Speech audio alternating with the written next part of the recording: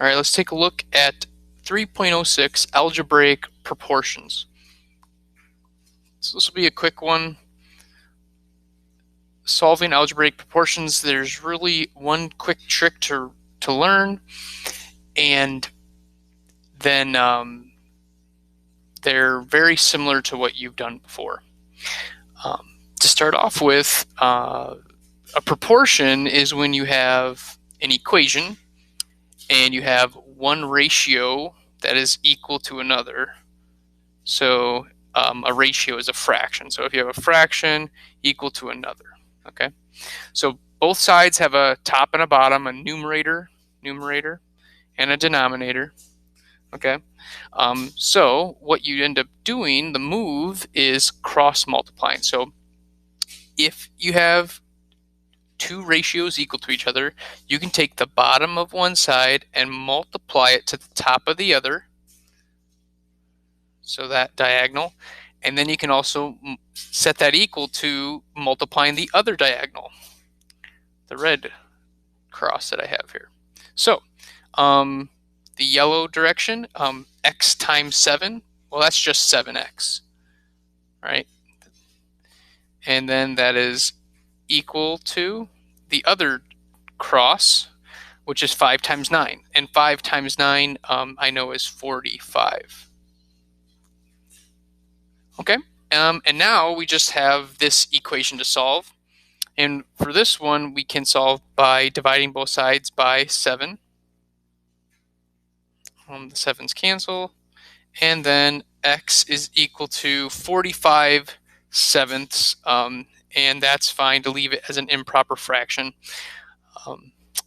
That would equal 6 and what would be left over? 3, I believe, 6 and 3/7 as a mixed number, but I'm okay if you just leave it in the improper fraction form. Okay, let's take a look at another one. So I can tell it's a proportion because I have one ratio on the left side, a ratio on the right side. So we can do the same thing. We can take the denominator of the left side, multiply it by the numerator of the right side. And we can do the same thing, but the numerator of the left side and the denominator of the right side, and multiply those. Now that's going to be a little more complicated since it's got 2x minus 3 there. So it doesn't matter which one you do first, but I'll just do the yellow one first. So 8 times 4, which I know is 32. And that's equal to, so what we need to do here on this red diagonal is we need to take the 5 and distribute it to each, the 2x and the 3. So it's not just being multiplied to just the 2x, it's being multiplied to the entire thing. So here, this is what it ends up, this is what it officially is. Typically I do this, I won't write this step because I like to just distribute mentally. But that's officially what we're multiplying, with the 2x minus 3 in parentheses. So then when I'm distributing, that means I'm multiplying each of these by 5. So then it's 32 equals, that's going to be 10x minus 15. And now we have a two-step equation to solve. So I can add 15 to each side to undo the subtraction. And then that will give us 47 on the left equals 10 times x. And then we divide both sides by 10. Divide by 10. The 10's cancel. And 47 tenths, we can leave it as that, as a fraction. That's fine, it doesn't reduce. That's equal to x, or that is, this, when you divide by 10, you know, you just have to move the decimal one, so that's the same as 4.7. So, and you'll find many of these proportions, you end up getting unusual fractions, and that's because the ones that work out nicely do not need to be solved by cross multiplying. You can solve them with other methods that you may have learned in middle school. So it's very common. You should almost expect to get a fraction or decimal final result. So just heads up there. Okay, there's one more level of question here. Again, proportion. They're all proportions. But in this case, notice that we have an x. We have two x's. So when I do the diagonals, I'm going to have an x in each diagonal. And that just makes it a little more complicated equation to solve. But if you remember how to solve an equation with variables on both sides, this shouldn't be too much of a problem. So I'll start off with the yellow, and I'll write it out. So 13 parentheses x plus 3.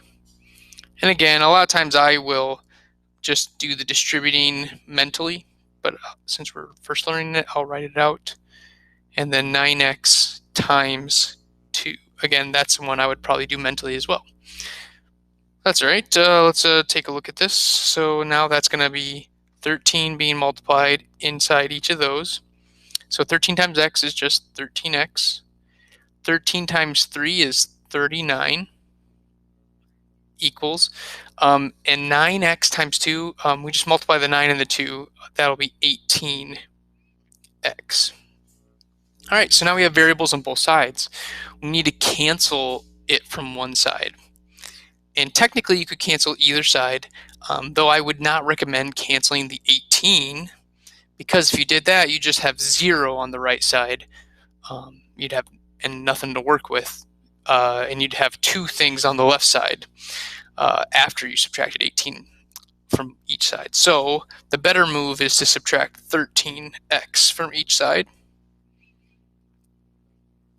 All right, because that cancels it from the left side, but it doesn't cancel and leave us with nothing. We still have 39 on the left side. On the right side, 18 minus 13 is 5, or 5x. And then if we divide both sides by 5, we will have solved for x.